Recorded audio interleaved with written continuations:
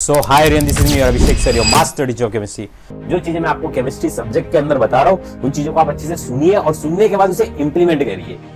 समझ में आया मैंने क्या कहा? राइट। तो चलिए फिर शुरुआत करते हैं आज की इस वीडियो की। सबसे पहले मैं आपका थैंकफुल करना चाहूंगा, मैंने एक वीडियो बनाई थी हाउ टू स्टडी केमिस्ट्री, जिसके कमेंट सेक्शन में आपने 800 से ज्यादा कमेंट कर दिया। तो इस वीडियो को हम लोग टारगेट रखते हैं उस वीडियो के कमेंट सेक्शन से भी ज्यादा, यानी कि 1000 कमेंट्स का।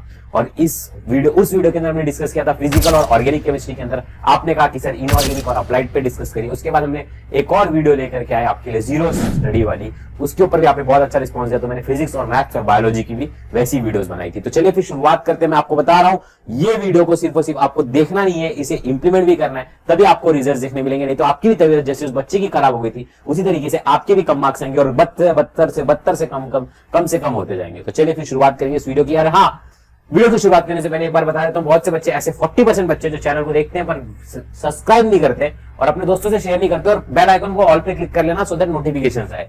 तो चलिए फिर विदाउट बकवास, क्योंकि टाइम मेरे पास भी ज्यादा नहीं है और आपके पास भी नहीं है। तो देखिए, इनऑर्गेनिक और अप्लाइड केमिस्ट्री। सबसे पहली बात तो मैं करता हूं इनऑर्गेनिक केमिस्ट्री।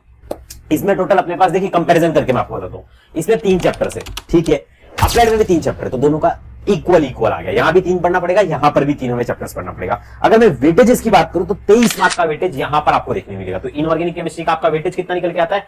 23 मार्क्स का, जो कि काफी अच्छा हमें देखने मिल जाता है एज कंपेयर टू अप्लाइड का। अप्लाइड का सिर्फ 12 मार्क्स का वेटेज है, तो कम वेटेज यहां पर है। यहां पर अगर मैं बात करूं हर एक चैप्टर का वेटेज अप्लाइड केमिस्ट्री में 4, यानी कि 3 चैप्टर है हमारे पास, तो एक चैप्टर का वेटेज 4 मार्क का है। तो टोटल इस तरीके से 3 बार हम लोग अगर 4 को ऐड करेंगे तो हमारा 12 आ जाता है। पर अगर मैं अप्लाइड की बात करूं तो अप्लाइड में आपको वेटेज साफ साफ देखने मिल जाएगा 8, 8, 7। ये आपको समझ में आ गया? तो इस तरीके से हमारा इनऑर्गेनिक का वेटेज ज्यादा है as compare to applied chapter, पर सेम ही है। देखिए, आप यहां पर 2 चैप्टर करोगे अप्लाइड में और इनऑर्गेनिक का एक ही चैप्टर आपको उतना मार्क्स ला करके दे देगा। तो चलिए फिर शुरुआत करते हैं सबसे पहले इनऑर्गेनिक में। इनऑर्गेनिक में मैं मेरे पर्सनल एक्सपीरियंस पे, मैं खुद एक केमिस्ट्री का गोल्ड मेडलिस्ट हूं, तो मैं आपको वो चीजें बताने जाऊंगा बेस्ड ऑन मेरे एक्सपीरियंस के। और मैंने बहुत से बच्चों को पढ़ाया जो कि बहुत ही अपने लाइफ में जाकर के आज के समय में बहुत ज्यादा अच्छा कर रहे हैं। तो चलिए फिर शुरुआत करते हैं। ये मैं इसलिए बताता हूं क्योंकि आपको भी ट्रस्ट हो जाएगा ना फिर, राइट? नहीं तो फिर बोलोगे आ गया मुंह उठा करके बताने के लिए। ऐसा नहीं है, मास्टर टीचर ऑफ केमिस्ट्री कहते हैं, जलवा है हमारा। देखिए, इनऑर्गेनिक केमिस्ट्री में सबसे पहले मैं आपको कहना चाहूंगा चैप्टर नंबर 9 करो, कोऑर्डिनेशन कंपाउंड्स। आप बोलोगे सर 7 और 8 नहीं करना है? नहीं, 7 और 8 को बाद में करना है, पहले हम लोग चैप्टर नंबर 9 करेंगे, कोऑर्डिनेशन कंपाउंड्स। अब मैं बात करता हूं इस चैप्टर के अंदर ना 3 ही चीजें। देखिए, पहला स्टार्टिंग का जो पार्ट है वो मेटल और लिगेंड और टाइप्स ऑफ लिगेंड्स, ये चीजें आपको समझा करके देगा। ये बहुत ही इजी है, आप इसे आराम से समझ सकते हैं। फिर कौन कौन से टर्म्स यूज हो रहे हैं, जैसे कि कोऑर्डिनेशन स्फीयर होगा, ऑक्सीडेशन स्टेट कैसे निकालना है, कोऑर्डिनेशन नंबर कैसे निकालना है, ये चीजें होगी। फिर उसके बाद अपने पास आ जाएगा आईयूपीएसी के बाद आ जाएगा इफेक्टिव एटॉमिक नंबर। यहां तक चीजें बहुत ही सिंपल है। इफेक्टिव एटॉमिक नंबर पे आपको डायरेक्ट क्वेश्चंस दोनों मार्क के एग्जाम्स में देखने मिलेंगे। और इसके पहले जो भी मैंने चीजें बताई आपको थ्योरेटिकल पार्ट है, आपको जस्ट समझ के जाना है और इनके एग्जांपल्स कर लेने। इतना हमारा फर्स्ट पार्ट चैप्टर का क्लियर हो गया। सेकंड की बात करूं तो मैं आइसोमर्स वाला पार्ट आता है। ये जो पार्ट है स्टीरियो आइसोमर्स, ऑप्टिकल, ज्योमेट्रिकल, ये आपका रिलेटेड है चैप्टर नंबर 10 यानी कि हैलोजन डेरिवेटिव से। अगर आपने हैलोजन डेरिवेटिव पढ़ रखा है तो आपको बहुत ही ज्यादा इजी जाएगा। आपको स्टीरियो आइसोमर्स समझना है, आइसोमर्स समझना है, ज्योमेट्रिकल क्या होता है, टेट्राहेड्रल कॉम्प्लेक्स क्या होता है, ऑक्टाहेड्रल क्या होता है, ये चीजें समझिए। उसके बाद आपके पास 4 टॉपिक ऐसे निकल के आते हैं जो कि बहुत ही ज्यादा इंपॉर्टेंट है, आयनाइजेशन, सॉल्वेटेड, और 2 टॉपिक कौन कौन से बच रहे ये आप कमेंट सेक्शन में जरूर लिख करके बताइएगा। इसका आपको डेफिनेशन लिखना है और इनके एग्जांपल्स आपको लिखने। अब बात करते हैं लास्ट का जो इसका पार्ट निकल के आता है, वो है वीबीटी, वैलेंस बॉन्ड थ्योरी। इसमें बहुत सारे रूल्स दिए हुए हैं। आप जैसे टेक्स्ट बुक में देखेंगे तो आपको बहुत सारे रूल्स देखने मिलेंगे। एक साइड में 7-8 रूल दिए हुए, फिर नीचे 9-10 रूल दिए हुए। तो इतने रूल्स आपको करने की जरूरत नहीं, क्योंकि when Abhishek sir is here then why to feel fear. तो इसी तरीके से मैं आपको एक ट्रिक बता दूंगा, जैसे कि वीबीटी में, जो कि मेरे लेक्चर्स में मैंने ऑलरेडी डिस्कस कर रखा है, लेक्चर नंबर 5 और 6 के अंदर, डिटेल लेक्चर्स के अंदर आप उसमें देख सकते हैं कि कोऑर्डिनेशन नंबर आइडेंटिफाई करना है, स्ट्रॉन्ग लिगेंड है कि वीक लिगेंड है वो आइडेंटिफाई करना है। उसके बाद वो चार्ट को फॉलो करना है, इलेक्ट्रॉनिक कन्फिगरेशन बताना है, ऑक्सीडेशन स्टेट निकालना है, थोड़ा सा शिफ्टिंग कराना है, पेयरिंग करना है कि नहीं करना है, फिर उसके बाद बाकी के इलेक्ट्रॉन्स को डालना है, हाइब्रिडाइजेशन बताना है, स्ट्रक्चर्स ड्रॉ करना है, डायमैग्नेटिक की पैरामैग्नेटिक वो बताना है, लो स्पिन की हाई स्पिन ये बताना है। ये क्वेश्चन डायरेक्टली 4 नंबर का आता है, यानी कि सेक्शन डी के अंदर का क्वेश्चन है। फिर बात करते हैं सीएफटी की। सीएफटी थ्योरेटिकल टॉपिक है, आपको जो समझना है T2G ऑर्बिटल क्या होता है, EG ऑर्बिटल क्या होता है, डीजनरेटेड, ट्रिपली डीजनरेटेड, ये सारी की सारी चीजों को आपको समझना है। ये होगा आपका कोऑर्डिनेशन कंपाउंड्स, बहुत ही इजी तरीके से खत्म। जो बच्चे पढ़ चुके हैं उनको पता है कि जो मैंने चीजें बताई उनका फटाक से रिकॉल हो गया रहेगा 2 मिनट के अंदर। अच्छा, अब बात करते हैं चैप्टर नंबर 7 और 8 की। इनमें से सबसे पहले कौन सा करें? तो देखिए, चैप्टर नंबर 7 जो कि हमारा एलिमेंट्स ऑफ ग्रुप 16, 17, 18 इसे आप लोग पहले करिए, ट्रांजिशन या ट्रांजिशंस को बाद में करिए। देखिए चैप्टर नंबर 7 की अगर मैं बात करूं तो यहाँ पर आपको बेसिकली क्या क्या करना है ये मैं आपको ऑलरेडी दिखा देता हूँ यहाँ से, ठीक है। ये बहुत ही ज्यादा लेंथी चैप्टर है। हमारे टाइम पे ऐसा होता था कि बच्चे इस चैप्टर को मैं हमेशा नोटिस करता हूँ कि छोड़ के जाते हैं, बट मेरे अकॉर्डिंगली इसको समझना है आपको। अगर आपने इसको समझ लिया तो आप लोग इजीली इस चैप्टर को कर सकते हो, ये मैं गारंटी के साथ कह सकता हूं अगर आपने इस चैप्टर को समझ लिया तो चलिए फिर चैप्टर नंबर 7 आप लोग टेक्स्ट बुक खोल के बैठिएगा। जिस तरीके से मैं आपको चीजें बता रहा हूं इसमें से सब नहीं करने की जरूरत है, आपको कुछ कुछ सिलेक्टेड चीजें ही पढ़ के जानी है, जो कि आज के इस वीडियो के अंदर मैं आपको बता दूंगा, तो वीडियो को लाइक जरूर कर देना। तो देखिए चैप्टर नंबर 7 में सबसे पहले इंट्रोडक्शन आपको समझना है कि यार पी ब्लॉक किसे कहते हैं, क्या है, कहां से कहां तक है, इसके अंदर कौन कौन है, तो ये आपको इंट्रोडक्शन वाला पार्ट आपको पहले समझना पड़ेगा। चैप्टर का वेटेज 7 मार्क का है, चैप्टर नंबर भी 7 सॉरी चैप्टर का वेटेज 8 मार्क का है, चैप्टर नंबर 7 है, याद रखना, ठीक है। अब नेक्स्ट देखेंगे हम लोग यहाँ पर इलेक्ट्रॉनिक कन्फिगरेशन। एग्जाम्स में होता क्या, अक्सर आपको इलेक्ट्रॉनिक कन्फिगरेशन कोई भी नंबर दे देंगे, बताए पूछेंगे कि इलेक्ट्रॉनिक कन्फिगरेशन क्या होता है वो बताइए, ठीक है। ये आपको इजीली निकालने आना चाहिए, मैंने ट्रिक्स बता रखी है, आप मेरे ओल्ड वीडियोस में भी देख सकते हैं इसको, ठीक है। अब देखिए यहाँ पर ना ट्रेंड्स, ये ट्रेंड्स बहुत ही ईजी है। क्लास 11 में मॉडर्न पीरियोडिक टेबल जो चैप्टर था उसी से रिलेटेड यहाँ पर वो सारे के सारे ट्रेंड्स है। Atomic ionization, electronegativity, electronic enthalpy, अगर आप ये यहाँ पर अच्छे से करोगे तो चैप्टर नंबर 8 में same to same as it is है, तो वो वहां पर भी आपका अच्छा हो जाएगा, ठीक है। तो चलिए फिर नेक्स्ट आपके सामने मैं आपको चीज बताता हूँ, ध्यान से सुनिएगा। यहाँ पर प्रॉपर्टीज आ जाएंगी, फिजिकल प्रॉपर्टीज, कौन से एलिमेंट्स क्या होते हैं, तो इसके लिए मैं आपको बताऊंगा ASC ऐप पर जाइए, आप हमारे नोट्स को यूज करिए। मैं आपको बता रहा हूं चैप्टर नंबर 7 और 8 ये दो स्पेशली चैप्टर के लिए आप हमारे नोट्स के थ्रू पढ़िए, आपको पूरा का पूरा नहीं पढ़ना पड़ेगा। वैसे तो 40-50 पन्नों का चैप्टर हो जाएगा, बट आपको पूरा नहीं पढ़ना है, आपको नोट्स का इस्तेमाल करके पढ़ना है, इस बात को आप समझिएगा। इसको टेक्स्ट बुक से बिल्कुल मत पढ़िएगा, ठीक है।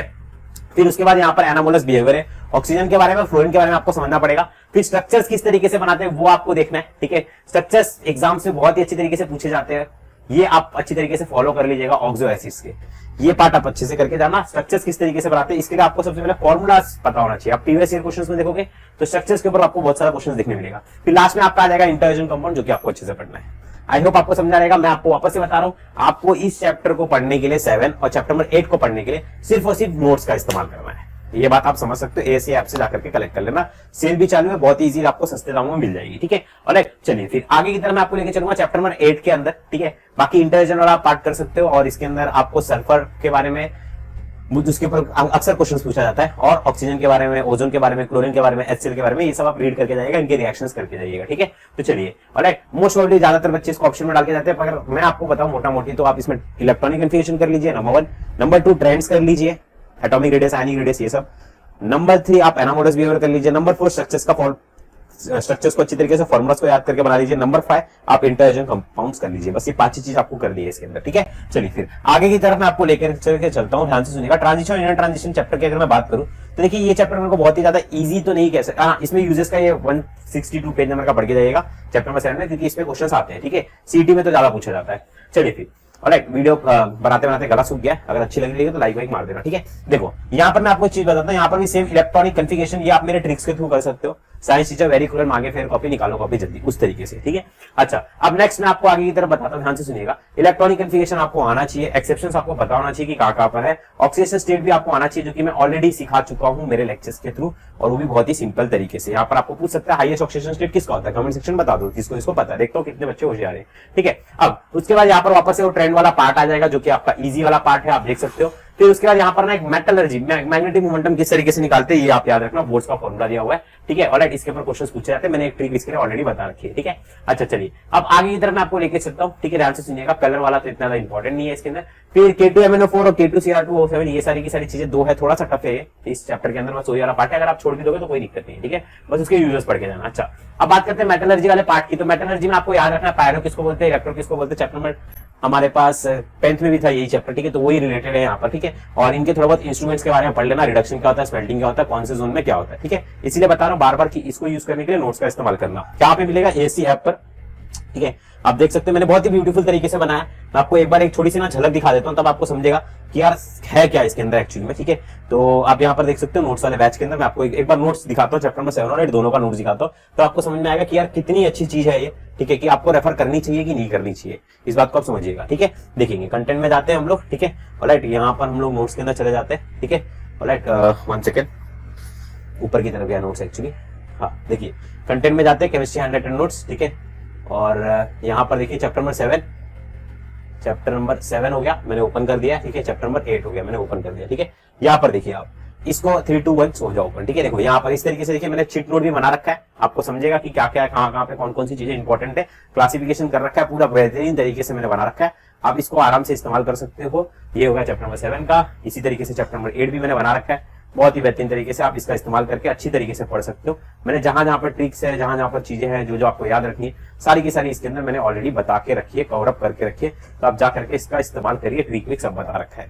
इससे बता रहा हूं चैप्टर नंबर 7 और 8 8 मार्क का 16 मार्क अगर आपको करने हैं तो आप नोट्स का इस्तेमाल करके करिएगा। ठीक है, चलिए तो रैंकिंग क्या निकल के आई, चैप्टर नंबर 9 7 फिर 8। अच्छा, अब मैं बात करता हूं अप्लाइड केमिस्ट्री की। अप्लाइड केमिस्ट्री में सबसे पहले मैं ये बताऊंगा कि ग्रीन केमिस्ट्री करके जाओ, उसके खाली प्रीवियस ईयर क्वेश्चंस करके जाओगे चल जाएगा, पर याद रखना एक बार ग्रीन केमिस्ट्री को टेक्स्ट बुक से रीड कर लेना। ठीक है, अच्छे से पढ़ना। ठीक है, डेफिनेशन ग्रीन केमिस्ट्री का 12 के 12 principles, nano chemistry, nano technology, यही सारी की सारी चीजें, एप्लीकेशंस, यही बस इसमें से ग्रीन केमिस्ट्री से इतना ही करना है। 4 मार्क का बच्चे ऑप्शन में डाल के जाते हैं, डालना नहीं है, इजी चैप्टर है, आराम से स्कोर कर सकते हो। अच्छा, अब बात करते हैं बायोमोलिक्यूल्स और पॉलीमर्स में से। अगर आप रट्टा मारने वाले बच्चों, अगर आपको रट्टा मारना बहुत अच्छी तरीके से आता है तो आप पॉलीमर्स करो, पर मेरी बात मानो, पॉलीमर्स को लास्ट में करना, क्योंकि बार बार रट्टा मारना पड़ेगा। तो इसके लिए लास्ट में मारोगे तो लास्ट में लिख करके आ जाओगे।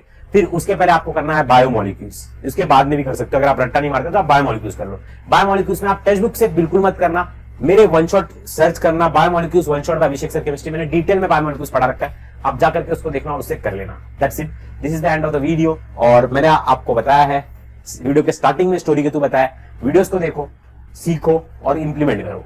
ठीक है, नहीं तो फिर फालतू का टाइम पास कर रहे हो आप लोग यूट्यूब पर। ठीक है, ऐसा लग रहा है कि आपको पढ़ रहे हो, मैं बता रहा हूँ एग्जाम्स में स्ट्रैटेजीज नहीं लिख के आओगे। एग्जाम्स में कैसे गया नवंबर, कैसे दिसंबर में पढ़ा, कैसे किया जनवरी में, कैसे किया एग्जाम में एक दिन पहले टॉप, ये सब नहीं लिखना रहता। पढ़ने वाली चीजें लिखनी रहती है, उसके लिए डिटेल लेक्चर्स देखना पड़ता है और उतने समझदार हो आप। जय महाराष्ट्र।